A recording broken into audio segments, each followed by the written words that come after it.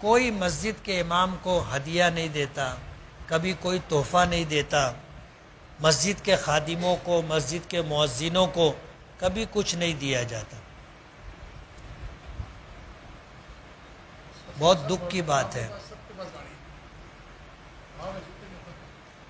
گاؤں کے امام لوگ کے پاس گاڑی ہے، آپ کیا چاہتے ہو کہ وہ گدھے پر آیا کریں؟ ظاہر بات ہے ان کی ضرورت ہے، اپنی ضرورت کا انتظام وہ کرتے ہیں۔ سوال یہ ہے کہ آپ ان کو کیا دیتے؟ آپ کسی امام کی کبھی مدد کرتے ہیں؟ سوال تو آدمی کرتا ہے۔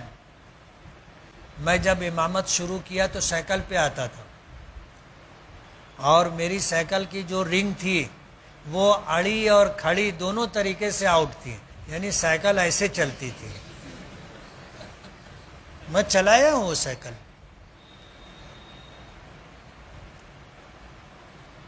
تو مالیگاؤں میں ایسے لوگ بھی ہیں جو اس وقت میری سائیکل کا مذاق اڑاتے تھے۔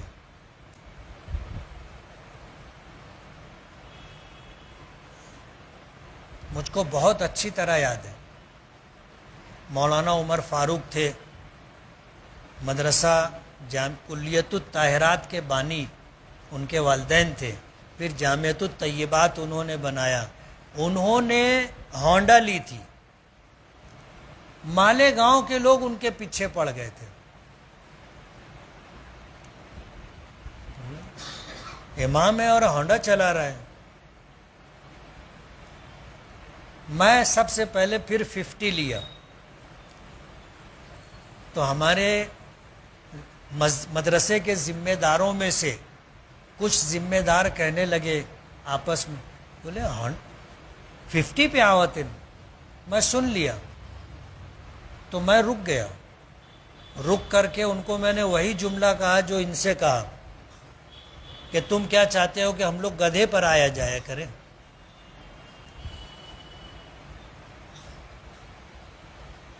یہ وہ سوچ ہے جو ہم اپنے اماموں کے متعلق رکھتے کہ ان کے پاس ہونڈا نہیں ہونی چاہیے، ان کے پاس کار نہیں ہونی چاہیے، ان کے پاس ایسی کوئی سواری نہیں ہونا چاہیے، یہ ہمیشہ محتاج رہے، غریب رہے، قلاش رہے۔ سوال یہ ہے کہ اگر اس کے پاس گاڑی ہے تو آپ کا پیٹ کیوں دکھتا ہے؟ میں میری مثال بتاؤں، میں گھر بنانے لگا تو کچھ مالدار حضرات، میں نیا پورے میں رہتا ہوں، نیا پورا ایک زمانہ تھا مالدار لوگوں کا گڑھ تھا۔ 2 لوگ آئے ساتھ میں، آ کر کے پوچھنے لگے، بولے گھرا بنوا رہے ہو؟ بولا ہاں۔ بولے ایک بات پوچھو؟ بولے پوچھو۔ بولے پیسوا کہاں سے لاؤ؟ تو ان سے میں نے کہا کہ حاجی صاحب، میں نہ دن میں مسجد میں امامت کرتا ہوں، مدرسے میں پڑھاتا ہوں، اور رات میں ڈاکہ ڈالتا ہوں۔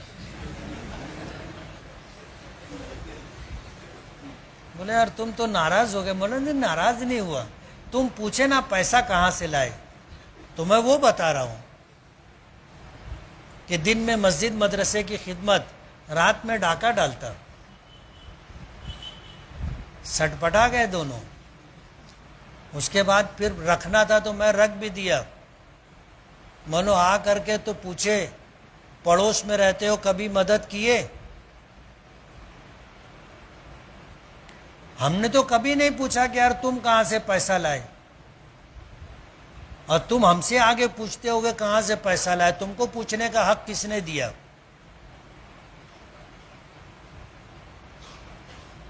یہ ہماری سوچ ہے۔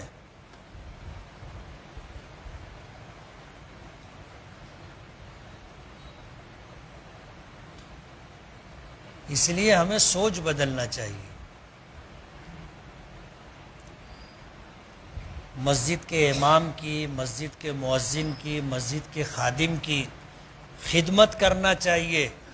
اللہ نے ہمیں دیا ہے، وقتاً فوقتاً ان کی مالی مدد کرنا چاہیے، وقتاً فوقتاً ان کو تحفے ہدایہ دینا چاہیے.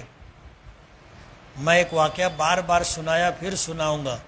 ایک صاحب میرے دوستوں میں سے کہنے لگے تم کو تو بہت ہدیہ ملتا ہوگا. تو میں ان کو بول دیا، میں نے کہا تم کتنے دن سے مجھ کو جانتے؟ بہت زمانے سے تم میرے ساتھ رہتے، کبھی تم نے دیا کچھ؟ وہ آدمی خاموش ہو گیا، اس لیے کہ کبھی کچھ دیا ہی نہیں تھا نا.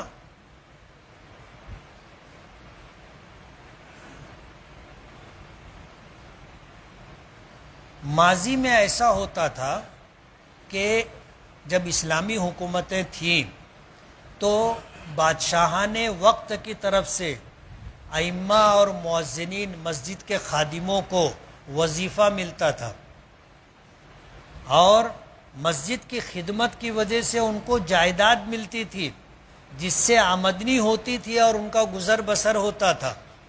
جب وہ زمانہ ختم ہو گیا تو پھر تنخواہ چالو ہو گئی.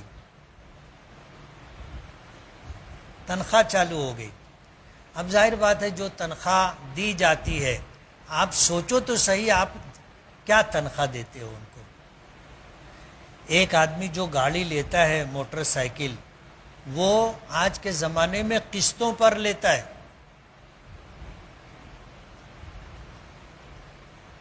آج ون ڈاؤن پیمنٹ جو دینا ہوتا ہے وہ دے کر کے پھر یہ ہوتا ہے کہ بھائی تم ہر مہینہ اتنا پیسہ دینا.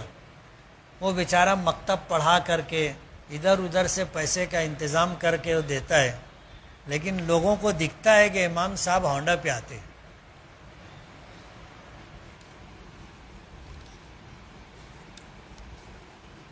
امام کو تنخواہ اتنی دینی چاہیے کہ تنخواہ، فارسی کا لفظ جو ہے تن کے معنی بدن اور خواہ کے معنی ضرورت کی تکمیل، اس کو اتنی تنخواہ دینا چاہیے کہ اس کے بیوی بچوں کا گزارا درمیانی درجے میں ہو جائے. اس کو تنخواہ کہتے ہیں. سمجھ گئے آپ؟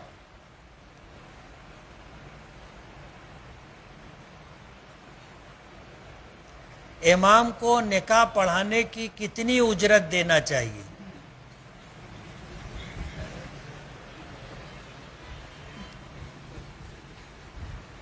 جیسا ہم شادی میں خرچہ کرتے اپنی حیثیت کے مطابق، امام کو نکاح پڑھوائی بھی اپنی حیثیت کے مطابق دینا چاہیے. شادی میں ہم 1,00,000 2,00,000 5,00,000 10,00,000 25,00,000 خرچہ کرتے ہیں، جس کی جیسی حیثیت ہوتی ہے. اور نکاح پڑھوائی کیا دیتے؟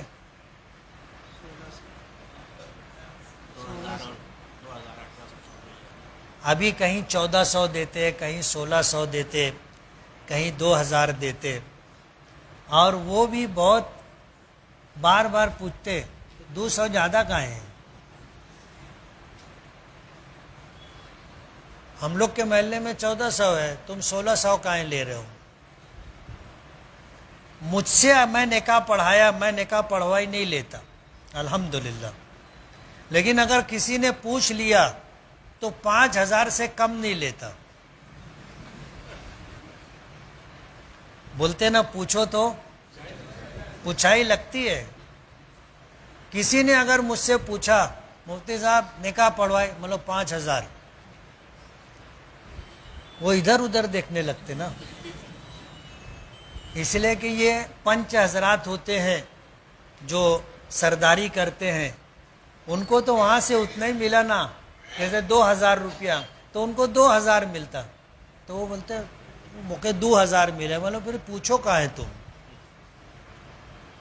2,000 ملا، 2,000 چپکے سے دے دینے کا. آپ پوچھے نا 5,000 لگے گا.